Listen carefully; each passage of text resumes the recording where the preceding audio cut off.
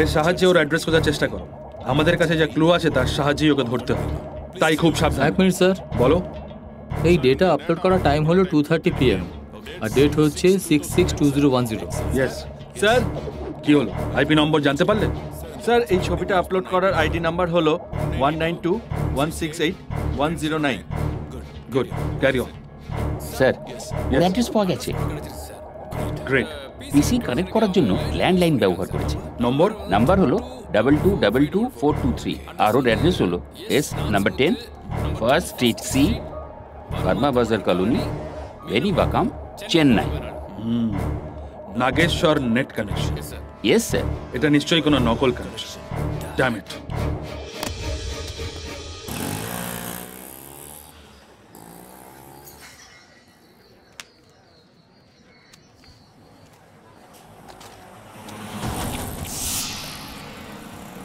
মাছ এত শক্ত কেন?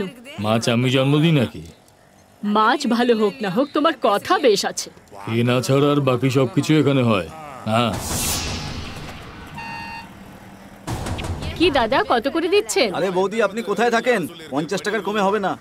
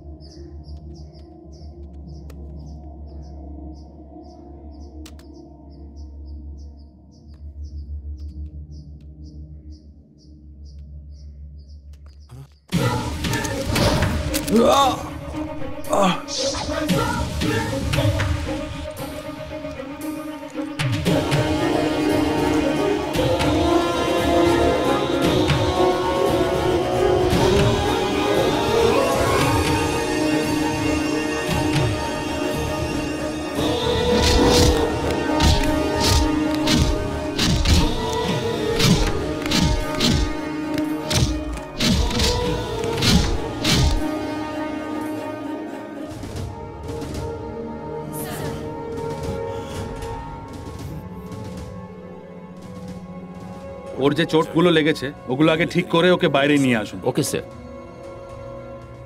স্কাউন্ডার।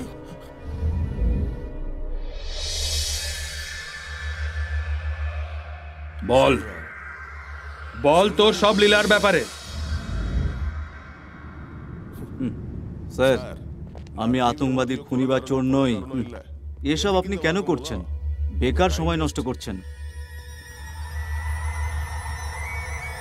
আচ্ছা,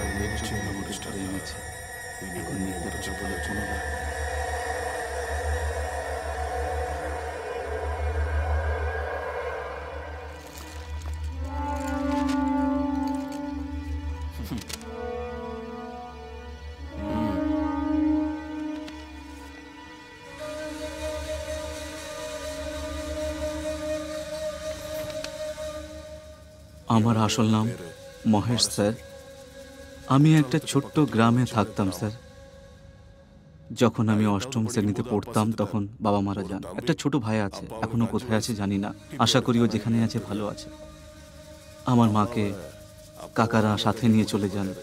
না না, মা নিজেই ওনাদের সাথে চলে যান। অনেক কষ্টে 12 ক্লাস পর্যন্ত পড়ার পর শহরে চলে আসে। একটা ভালো মেডিকেল শপে কাজ পেয়ে যাই আমি।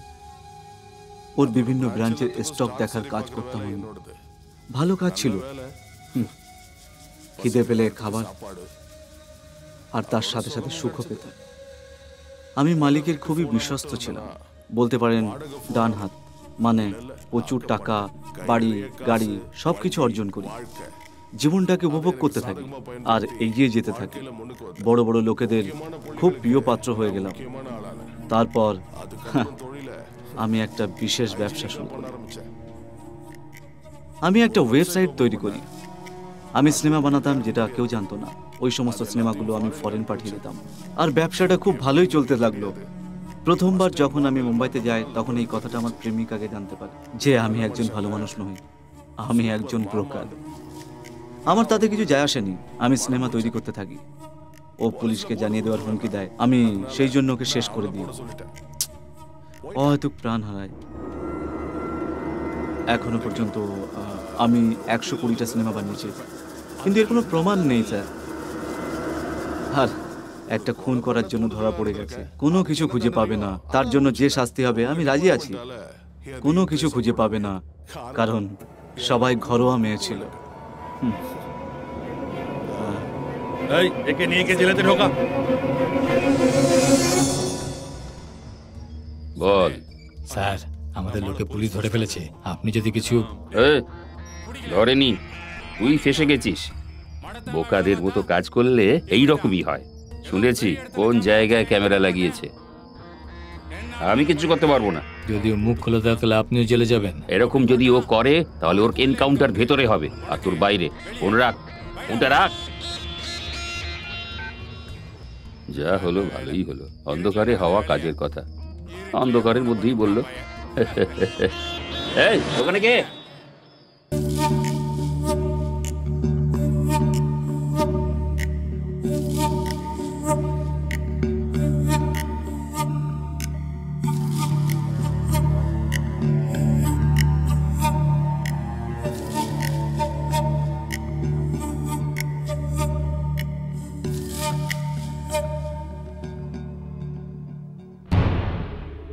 অ্যাকিউজের স্টেটমেন্ট ঠিক আছে, তাই এফআইআর তৈরি করে কোর্টে প্রডিউস করো। স্যার আমি বলতে চাইছিলাম যে আমি তোমার কথা বুঝতে পারছি, কিন্তু ও ঘরোয়া মহিলাদের ভিডিও বানিয়েছে, আর তাও সব বড় ঘরের মহিলাদের। আর যদি তার মধ্যে কেউ আত্মহত্যা করে তাহলে যেমন নতুন নতুন রোগ সৃষ্টি হয়, তেমনি অনেক নতুন ক্রিমিনাল সৃষ্টি হয়। তাই তাদেরকেও বাঁচাতে হবে। That's our job. স্যার আমার একটা ছোট্ট রিকোয়েস্ট আছে। স্যার আমাদের মহিলাদের স্বীকারোক্তি চাই। যদি এই খবরটাকে টিভি বা খবরের কাগজে দেওয়া, যদি শুধু দুজন মহিলা ওর বিপক্ষে স্বীকারোক্তি দেয়, সরি স্যার, আপনি দেখবেন ওকে আমি সারা জীবনের জন্য জেলে পাঠিয়ে দেবো। রতন, ও জেলে যাবে কি যাবে না সেটা আমি জানি না, আমাদের অন্য যেন না যায়। পুলিশের কাছে রাগ করা বড় কথা নয়, বড় কথা হলো তার প্রাণ। আমি ঠিক বুঝতে পারলাম। তুমি এটা তখন বুঝতে পারবে যখন তুমি কমিশনার হয়ে যাবে। এখন যেমন বললাম তেমন করো, কিন্তু খুব সাবধানে থাকবে।